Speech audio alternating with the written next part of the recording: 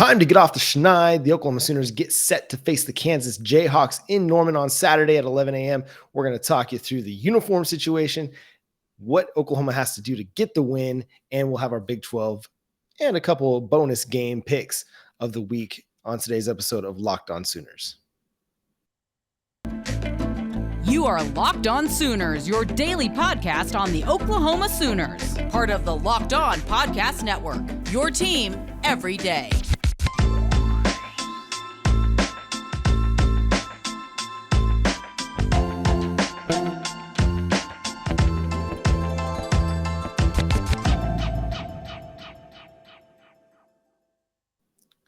What's up, Sooner Nation? Welcome to Locked On Sooners, and thank you for making Locked On Sooners your first listen. We are free and available on all podcast platforms. Make sure to subscribe to the show wherever you get your podcasts. Today's episode is brought to you by Sling TV. Don't miss this week's matchup between the Oklahoma Sooners and the Kansas Jayhawks right on Sling. Sling, the TV you love for a price you'll love. Try it today. My name is John Williams. You can follow me on Twitter at John9Williams. His name is Josh Helmer. You can follow him on Twitter at JoshOnRef. You can also hear him Monday through Friday from 9 to noon on 94.7 The Ref in Norman. Josh, we've got a new alternate uniform for the Oklahoma Sooners. Look at that. If you're watching along on YouTube, if you're not subscribed over there, well, go do that. Just search Locked On Sooners. I love these, man. Anthracite uniforms. We thought maybe this day would not come for Oklahoma football, and yet here we go. Call them gray, call them black. What do you think? You know, interlocking OU with the red stripe across the top, which is familiar, right, to what we've seen in the past with the Bring the Wood uniforms. I love the little shoulder stripes right there with the state emblem patched in. So, man, in terms of alternate uniforms, I was never a big fan of the Bring the Wood alternate uniforms. I think Oklahoma with these unity uniforms, these alternates here, I think they got it right, man. I think they knocked it out of the park in, you know, the message itself, right? And maybe I should let you tee off on some of that, John, but the message behind the uniforms, I think is fantastic. But then just, you know, simplistically, the uniforms themselves, I think they look great. Yeah, I concur. This is a fantastic look that has some depth and it has some meaning. It's not just an alternate uniform. This is something that's been in the works for several years now. Former players, current members of the kind of Oklahoma Leadership Council through the Soul Mission, Caleb Kelly was kind of spearheading this thing. The idea being creating unity on campus among the athletic departments to promote that campus wide, in a way to also honor and pay tribute to Prentice Gout, who was the first Black football player on scholarship for the Oklahoma Sooners. You couldn't have done it better, and you couldn't have made it more meaningful than what they did. I think this was the case where if you're going to do something different, if you're going to stray from tradition, you got to get it right. And I think they did. I think they hit a home run. You talked about the look of it. I really like where they inserted the anthracite. I think an anthracite jersey and pants, I would not have liked that as much, but to use it as the helmet with the black jersey, the black pants, with the crimson kind of outlines and details, to me, that it just made a fantastic look for them.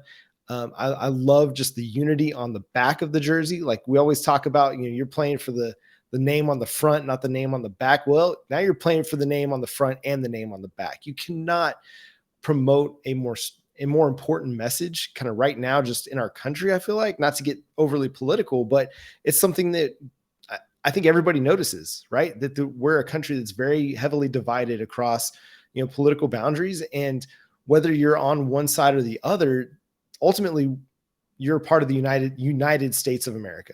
And there's going to be differences of opinion across all kinds of, you know, ideologies and issues. And that's real, and that's okay. But what we need to try to remember is that we're still one people, and we still have a purpose, and we can be stronger when we're together. And I love the message. I'm very much a proponent of unity, whether it's in my church background, whether it's in my political background, I want us to be together and have relationship. Even though we might be different, we can still kind of be of one heart behind everything, just trying to be one and be together. So I love it. And then obviously honoring Prentice Gout, who was a phenomenal player during the Bud Wilkinson era, not just kind of being the Jackie Robinson of Oklahoma football, but he was a very good player in his own right too.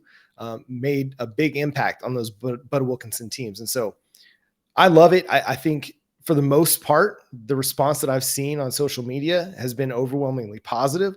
Obviously, there's going to be people that don't like something about it, and that's okay. You're allowed to have your opinion about it and disagree, and that's okay. I think some people might have liked the Rough Riders or the Bring the Wood alts. That's okay too. But for me, and I think for Josh, and we both love this one. I think it's an alternate uniform that makes sense. And again, it has depth, it has heart, it has meaning to it other than just being an alternate uniform. Well said on all of those accounts. I would just say on the unity itself front, great message for a football team, right? I mean, great message to, hey, play is one. We're in this thing together. But obviously, I know it's bigger than that. And you mentioned the United States, man. To me, it's obviously has to do with race relations. But I think it's even bigger than that, man. It's like this is one human people, right? Bigger than even the United States of America, just being unified, globally. So love the unity message. I think that's great too. I'm with you. Just some Prentice got facts here for you. This is what I was searching up on my phone, so apologize for that. But via my man over at KREF, I think Tyler put this all together. Obviously, we know first Black player to play at Oklahoma. Also was the first to play in an Oklahoma All-State football game where he won the MVP. Two-time All-Big 8 player at Oklahoma, academic All-American, 1959 Orange Bowl, most valuable player. He's in the Orange Bowl Hall of Fame, played 8 years in the National Football League. And, oh, by the way, Prentice got his doctorate degree as well. So very, very accomplished individual. And has a postgraduate scholarship named after him as well. So a key figure in Oklahoma Sooners history. And if you're going to go after an alternate uniform, did a great job, hit it out of the park. We're going to start breaking down Kansas. We got a football game to talk about. First, I want to talk to you about our friends over at Upside. Upside is a great way to get in on fantasy football under the college football season. It's easy to play, easy to get started over at Underdog. I've been playing with Underdog for several years now at the pro level, playing best ball pick'ems. But you can go and you can decide, okay, hey, I'm going to look at, let's say, Kyler Murray's passing yardage total for this weekend, or Hendon Hooker for Tennessee, Anthony Richardson for Florida. You can go find those passing yardage totals, decide, hey, I'm going to take the over on this one. I'm going to take the under. That's your decision. They got all the over-unders. They got touchdowns and passing yards, total yards, rushing yards, whichever way you want to go with it. They've got it covered over at underdog.com. Again, it's easy to play and available in over 30 states. If you're in Oklahoma, which I am, it's available for you as well. Just pick between 2 and 5 players across any team, not just your team, just the Oklahoma Sooners, and decide if they will finish higher or lower. One of the easiest fantasy games to play out there, and you can win cold hard cash in a single game. So sign up with promo code Locked On, one word, Locked On, and Underdog will double your first deposit up to $100. They'll double your deposit of $100 up to $100. So go to underdogfantasy.com or find the Underdog Fantasy app in the App Store, Google Play Store. Again, that's underdogfantasy.com, promo code Locked On. Get in on the college football pick'em action today at underdog.com, underdogfantasy.com. So Josh, Kansas Jayhawks football is here. The best way to wipe away all of the hard feelings from the Red River Showdown is to come out Saturday and play a competitive football game. Even better would be to win said football game. The number 20, according to the USA Today coaches poll, number 19 in the AP top 25, Kansas Jayhawks coming to Norman as an underdog, even though they're the ranked team. We've kind of talked about it a little bit on this show that it's surprising that Oklahoma is getting laying 9 points. They're a 9-point favorite as they face a Kansas Jayhawks team that's 5-1, while Oklahoma is on this 3-game skid and not playing really good football. I don't want to say must win because we're kind of out of that must win territory. But for me, this game has this must be competitive feel to it. Like it can't be another blowout. Otherwise, I think the panic mode will be even further set in for a lot of people, but it'll be harder and harder to find patience with what's going on right now if it's another blowout. Well, and then you got to sit there, John. We've already been stewing on bad defense and kind of all around bad football at times. Ever since, even before Dylan Gabriel was concussed in the TCU game. I'm not breaking any news to you, but he had missed a couple of throws, and offensively, it wasn't just a light the house on fire start for Oklahoma offensively versus TCU, right? There were some struggles to start that football game. So with that in mind, man, you've already, again, stewed on that. You've already thought about that. You and I've had to sit here and talk about this with our incredible Sooner fans, right? That have been in the comments and going through this, riding this thing out with us. So while we've been dealing with it for 3 weeks, guess what? You lose this game to Kansas, and you got a bye week to think about the fact that you're on a 4-game losing streak, right? So, I mean, I just think, what you're talking about, just trying to be competitive, make that step one, right? And then step two is obviously to go win the football game. But, man, if you don't get yourself into the win column, then all of a sudden, a lot of the things that we've talked about this season just being really potentially a lost season. And you could make the argument it already is that, though I think there's ways to at least salvage something from it. But, man, you lose to Kansas and you're on a 0-4 start in Big 12 play with the bye week. And it's going to start to be, first of all, hard to find wins anywhere the rest of the way for Oklahoma. But then beyond that, man, just, what are you taking? What are you getting out of this season? And just the mental fabric of this team going into, obviously, the bye week. It's wild to be sitting here on Locked On Sooners. I'm in my 3rd year hosting this show now, and talking about hoping that this team can just be competitive against Kansas. I feel like I'm in the twilight zone a little bit, and it's hard to wrap my brain around that reality. Yes, it's the first year of the Brent Venables era. It's the big turnover on both sides of the football, coaching staff turnover, quarterback turnover, and still it sits really weirdly within me to be talking about a Kansas Jayhawks team that's ranked. Oklahoma's not a team that is playing much better football than the team that you root for and are sitting here watching this to get our analysis on. That said, I think this could be the week that they finally turn things around. I don't know why. I don't have any basis of fact or objective opinion on this.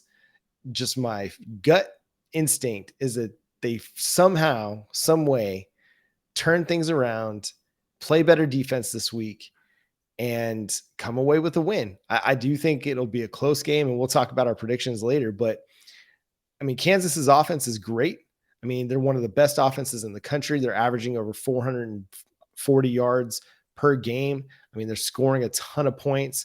And that's been kind of the Achilles heel for the Oklahoma Sooners right now, is that they have not been able to keep opponents out of the end zone.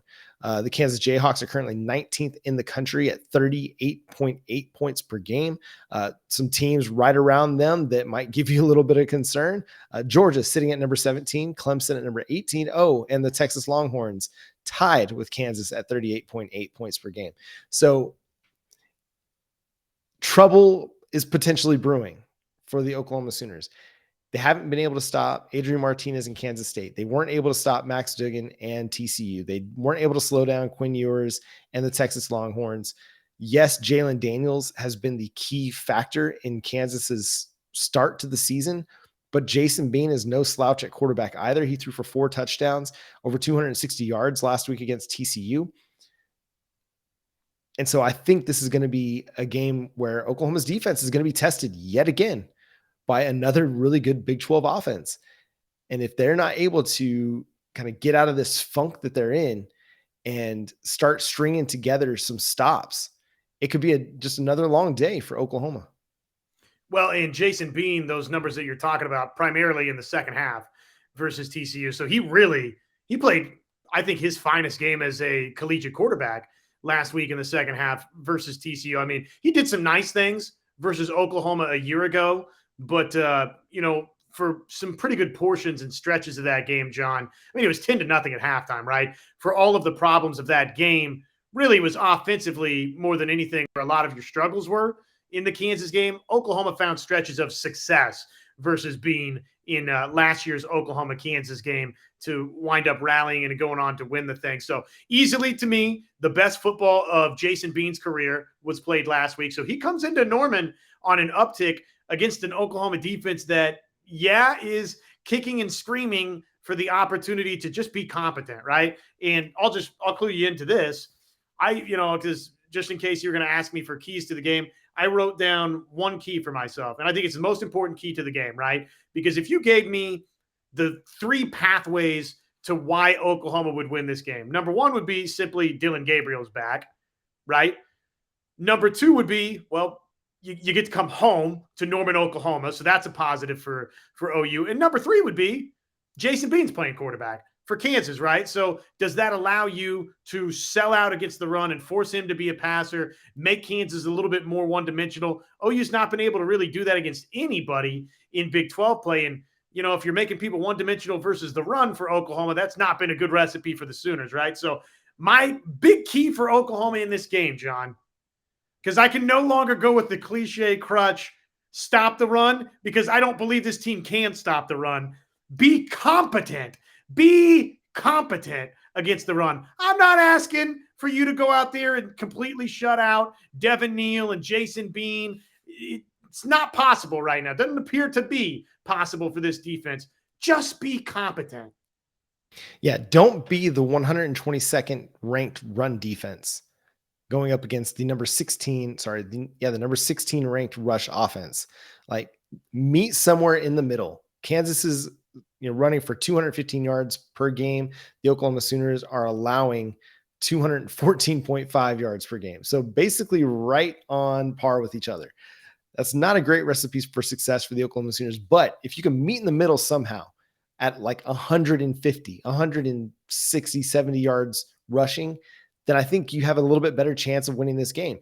But if Kansas is able to do what the previous 3 teams have done, and that's run for more than 200 yards, a couple of those teams rushing for nearly 300 yards, then it's going to be a long, long day. And I think that's that. I mean, you hate to say it, but stopping the run, that's a huge key. And you're not going to be able to stop it completely. But if you can slow it down a little bit, if you can slow down the big gains, the big gashes, and another key, just be better on third down. Like, you got Texas into several third down situations last Saturday, but you weren't able to get off the field. It didn't matter the down and distance. Texas, they found a way to convert at a 66% clip. You got to be better. You got to get that closer to 40, 50% at least to have a chance to help your offense. And offensively, you've got to control the football. I know Jeff Lebby wants to play fast. I know they want to play up tempo. You just can't do it. You just can't do it this year. Your defense does not give you the opportunity to play fast because they're having to sit on the field for so long on these long extended drives because they're not giving up big plays, but they're giving up a lot of 7-yard passes, 6-yard runs, stuff that's allowing teams to continue to move the chains. So offensively, you got to help your defense out a little bit and control the football. You can play fast without having to snap the ball quickly. Playing fast just means get to the line of scrimmage and then make the other team sit there and wait on you. You don't have to get there, snap it within 5 seconds of getting to the line of scrimmage. You can run the clock down, control the clock a little bit. Yeah, that kind of takes away from a little bit of what you're trying to do in that you want to snap the ball quick and run a lot of plays, but running a lot of plays is not helping your defense right now. So Dillon Gabriel, Jeff Lebby, just got to slow the game down a little bit. Kind of go to the Peyton Manning style of offense where you do run a hurry up, but it's hurry up and wait. We're going to hurry up. We're going to get to the line of scrimmage, get our play call in, and then wait. We're going to see what the defense is going to show us, and then take our time snapping the ball, get our checks in, get our adjustments in, and then 5 seconds left on the play clock, snap the ball. Let's take as much time as we can, control the football, give your defense a bit of a breather, especially if it's going poorly, which it could against Kansas. Just slow the game down a little bit. I think it's smart what you're saying, man. Lean on your own run game, right? I mean, use Eric Gray, use these running backs you've got, and chew up yardage, chew up drives, chew up plays, and ultimately chew off some of that clock for Kansas. I think that's the mark of great coaching is adjusting to the situation and adjusting to the personnel that you've got. Right now, the situation and the personnel that Oklahoma's got is a defense that is leaking like a sieve. And as many times as you can try and limit the amount of, series that they're going to be on the football field, I think you got to take every opportunity. If you're Jeff Levy, you got to try and take that approach. If you were granted the opportunity. Just real quick on the third down side for Kansas, you mentioned that's going to be a big key, and it's a key in every game. But man, I knew this, but I had forgotten where Kansas ranked nationally. They are so good, man, converting on third down offensively. 55% of the time right now, Kansas is converting. That's number 4 nationally. And I know that, obviously most of that is with Jalen Daniels, but that at least tells you that the infrastructure is in place for the Jayhawks to where they're good on the money down. And, well, we know that Oklahoma's not been good on the money down. So that's, again, you start talking about the matchup within the matchup here statistically, John. Oklahoma, can they be any better rushing defense? And can they be any better third down conversion percentage defense? That's, probably going to decide the game right there. Yeah, Oklahoma allows offenses to convert on third down at 47 is what I saw. Sorry, 44.7% of the time, basically 50%. Number. And so, that's 116th in the country. Like, the numbers are not adding up to be a good time for the Oklahoma Sooners on defense. The thing that gives Oklahoma hope is you get your quarterback back, you get Dylan Gabriel back, and Kansas, they can be had on defense. Their defense is not great. They're allowing a lot of teams to score a lot of points as well. And so if Oklahoma is going to have a chance in this football game, it's that their offense is going to score. We've seen Kansas a lot this year playing some big games, but they're allowing 26.33 points per game, allowing a lot of yardage. And so you get Dylan Gabriel back, your offense, your run game, I feel like your run game's been pretty good throughout the year. Even over the last couple of weeks when, last week you had to run a lot of Wildcat, Eric Gray is still averaging 6.7 points per game, which is pretty good. And so that's where you've got an opportunity to have a good week this week against the Kansas Jayhawks, is if your offense can play efficient, get some consistency going with Dylan Gabriel at quarterback, then it gives you a much better chance to win this game. No Dylan Gabriel, all bets are kind of off at that point. So, all right. Looking ahead to anything else you want to kind of mention on the Jayhawks before we just kind of start getting into our picks? Well, obviously, just upstart program. Lance Leipold's done a tremendous job. And, right now going into the thing, you got to say that the coaching advantage would be on the side of the Kansas Jayhawks. And I know we had a ton of respect for Coach Leipold and what he did at Wisconsin Whitewater, the national championships he won there. But even with all of that, in the strong finish to last season, and it being Britt Venables' first year, you get into like some of the ESPN FBI numbers, and Oklahoma is now only favored to win just this game the rest of the way, according to ESPN's Football Power Index. Having said all of that, probably I would have had Venables favored in the coaching matchup going into this thing too, right? If we start thinking about like what predictions were before the season and where they're at now. And, obviously I don't think you can say that anymore. No, going into this, I think Lance Leipold definitely has a significant advantage. He's been really good for Kansas over the last, 2 years, what he's built this program into in basically a year and a half's time.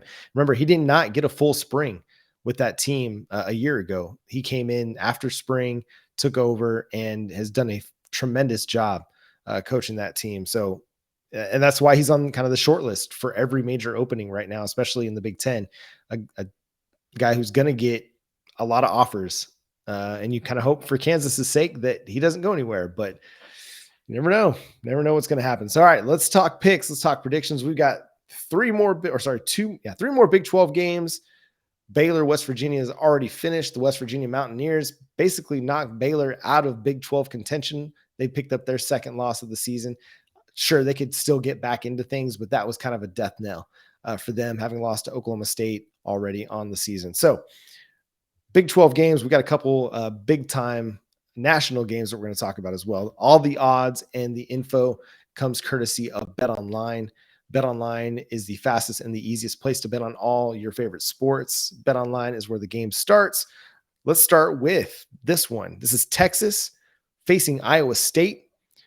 Iowa State's defense is playing fantastic this year, like really, really good. And Texas is favored by 15.5. The over-under is 48.5. Josh, how do you lean in this one? It's a tailor-made letdown game for the Texas Longhorns, right? You just pounded Oklahoma into submission. There's a lot of nice things being said about Quinn Ewers, about the Longhorns, coming on the heels of, again, routing Oklahoma down at the Red River game. I like what Iowa State does defensively, man. I think they're one of the best defenses in the Big 12, and I do expect them to give Quinn Ewers and Texas some problems. Ultimately, for me, man, I probably am leaning Iowa State to cover the number or be right there close to covering the number. I just don't, man, think with Hunter Deckers, and even though I love Xavier Hutchinson, I just don't think there's enough offense. I haven't seen enough offense from Iowa State, and I've seen a Texas defense that, frankly, has played pretty good football outside of the game down in Lubbock for the most part of this season. So I don't think Texas is covering this game. I expect it to be a lower scoring game, but I do like the Longhorns to wind up winning this thing.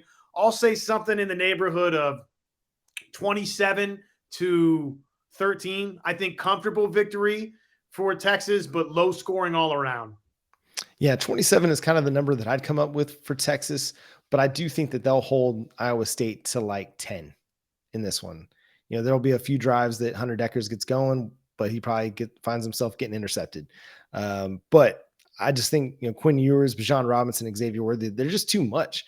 You know, as good as Kansas State is offensively, they don't have that wide receiving threat that Texas has, or the big tight end threat that Texas has, and JT Sanders as well. So I like Texas to be able to score enough points to cover the spread on this one, even though it is I would say is a big spread against a good Iowa State defense. I do think that they find a way to win by a little bit more than 2 touchdowns in this one. All right, the next Big 12 matchup that we've got to talk about, it's the matchup of the undefeateds. This is TCU hosting the Oklahoma State Cowboys, 2 top 15 programs going to battle in Fort Worth. Right now, TCU is favored by 3.5 points, and the over-under is 69. Yeah, and I think it's going over the point spread, because based on what I saw from Oklahoma State versus aforementioned Texas Tech, man, I'm concerned about some of the things I've seen defensively from Oklahoma State. They're very up and down. I think they have some star power up front along the defensive line, but kind of maybe everywhere else, you don't always know what you're going to get from the Cowboys. And the way Max Duggan is playing right now, the fact that it's in Fort Worth, the skill talent, starting in the backfield, and then obviously going to the Quentin Johnstons of the world for TCU.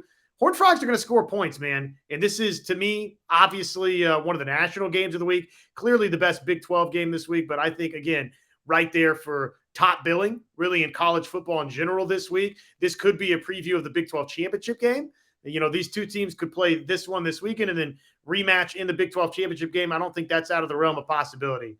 I'm going to stick with Spencer Sanders and Oklahoma State to win a score-a-thon, but I don't feel great about it. I do think that it's very likely that TCU could win this game outright. Obviously, they're favored according to the BetOnline numbers, but I'm saying 38-35, Oklahoma State finds a way to leave Fort Worth unbeaten.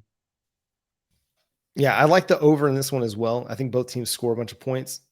I just love the way that TCU's defense is playing. Like, they're playing really physical and they're playing fast. Now, they're not limiting teams to 10 points like Iowa State is, but I think they're making enough plays. And I think they'll do that against Oklahoma State. Oklahoma State's defense is really good. Their offense is really good as well. They're a really balanced team, complete team. I don't know. There's just something going on in TC right now where they've just got the magic working, and that's not great analysis to just kind of talk about the intangibles that are going well. But between Duggan and Kendre Miller and Quentin Johnston, they've got a good, kind of like what we talked about with Texas. They've got a really good trio of skill players that's playing really good. The offensive line played really physical against Oklahoma, just blowing people off the ball. And if they're able to do that to Oklahoma State even a little bit, I think they find a way to win this game. Okay, the 2 national games before we get to Oklahoma, Kansas. the big one, this one's got some Oklahoma ties to it. It's Alabama traveling to Knoxville to take on the Tennessee Volunteers. Alabama is a 7-point favorite, and this one's got an over-under of 65.5. Bryce Young, there's still some question as to whether or not he's going to play in this game. And I think he's going to play, right? I mean, it'd be a shock if Bryce Young is not out there in this game for Alabama. If he's not, I don't think Alabama's winning the game. If he is, I think Alabama's going to find a way to wind up winning this game close, maybe by a couple of scores if they get like a late turnover that sets up the second score or something. I think it's going to be a fantastic football game, but I think it's going to be the prototypical, you're not quite there yet Tennessee game if Bryce Young plays. I'm going to go with I'm going to go with Heupel, man. I don't know. There's something cooking again there in Knoxville. Again, not great analysis, but I love Hendon Hooker. He's just been fantastic this year, both throwing the football and running. His game against Florida just a few weeks back was phenomenal. The dude is getting a lot of Heisman buzz now, and this is his opportunity to kind of make one of those, mid-season Heisman magic moments. And, if you got in on him during the offseason like I did, then you're kind of liking where things are standing right now. He was plus 5,000 for the Heisman in the offseason. That number has gone up to plus 700 now. So it's shrunk to plus 700. So he's really done a lot of really good things. I don't know. It just seems like the time for Alabama to be ripe for the picking a little bit. I think even if Alabama is able to come away and win this game, I do think it's a close scoring game. So give me Tennessee plus the points, but I'm not sure exactly. I like Tennessee to win it at home in front of what's going to be a really raucous crowd there. And then I think this is another one that probably has a good chance to go over as well.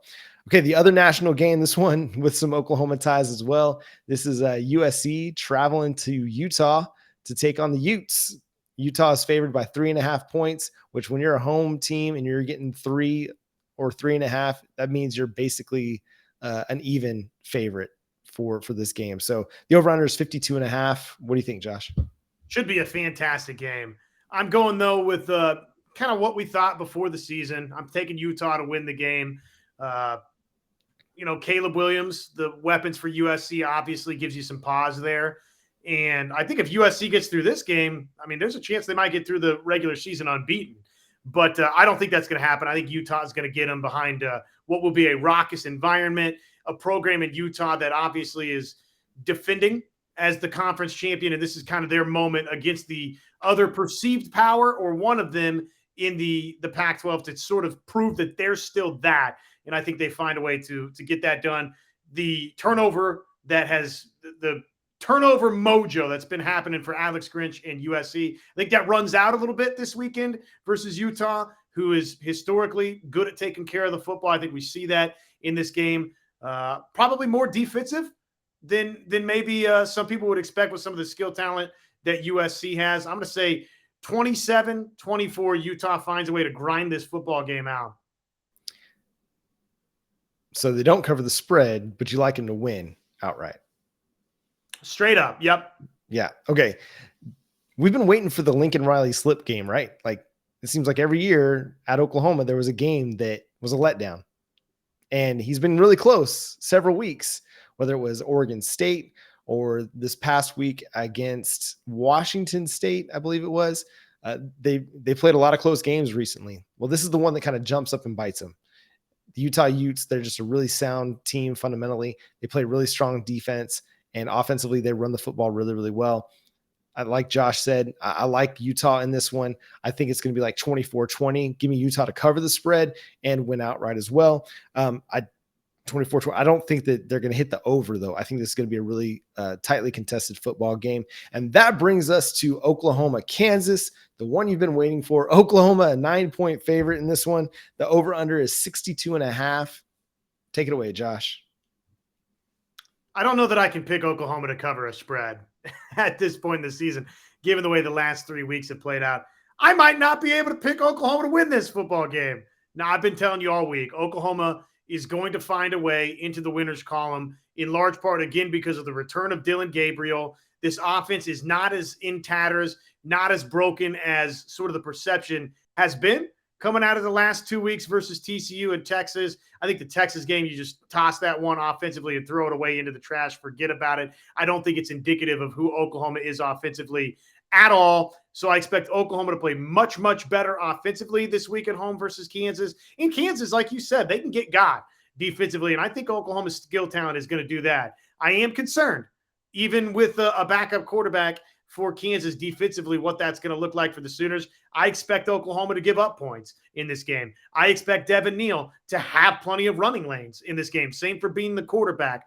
I expect Bean to be able to drop back and make some throws on Oklahoma. So I'm not going to pick Oklahoma to cover the spread. I can't do that. I'll say plenty of points, 37-31 Oklahoma. It's a thrill-a-thon, but OU finally back into the win column. Yeah, and I'm kind of leaning that way as well. And call me a homer, but it just feels like this is the week where Oklahoma gets things going again. I think it's going to be a close game. I think it's going to resemble, to me, that Kansas State game from last year where Oklahoma plays really efficiently offensively. The defense kind of gives up some scoring drives here and there. And maybe Kansas kind of makes a late run in this one to make it closer than what it actually is. But yeah, I don't like Oklahoma to cover the 9 points, but I do like Oklahoma to win this game. Something like kind of similar to you, about a 7-point differential, 4 to 7 point differential. So I'm thinking like 34-30 of, something like that. I think special teams is going to be huge yet again. Maybe this is the week that Jalil Farouk breaks one and gets a big touchdown return. But I do think the defense kind of picks some things up a little bit. They get a little bit better, not great, but you start seeing them make some stops a little bit more consistently in this week. They'll have their struggles. I mean, this is a really good offense from Kansas. It's not going to get slowed down. It's not going to get automatically just shut down because Jason Bean's played really good football this year. So it's going to be a tightly contested football game. Oklahoma comes out the winner, at least we think, and we hope as well. But that's going to do it for today's episode of Locked On Sooners. Thanks so much for tuning in and subscribe to the show wherever you get your podcast. Make sure to also subscribe to one of your other favorite sports teams. We've got them covered here on the Locked On Podcast Network, whether it's the St. Louis Cardinals or the Kansas City Chiefs, the Dallas Cowboys, the Dallas Stars, NHL hockey getting underway now, Dallas Mavericks. I'm also a big Mavericks fan. I love listening to those guys over on Locked On Mavs. So make sure you check out another great Locked On podcast. Until next time, when we'll break down everything that transpired in Oklahoma's matchup with Kansas, he's Josh Helmer. I'm John Williams. We'll catch you then. Boomer Sooner.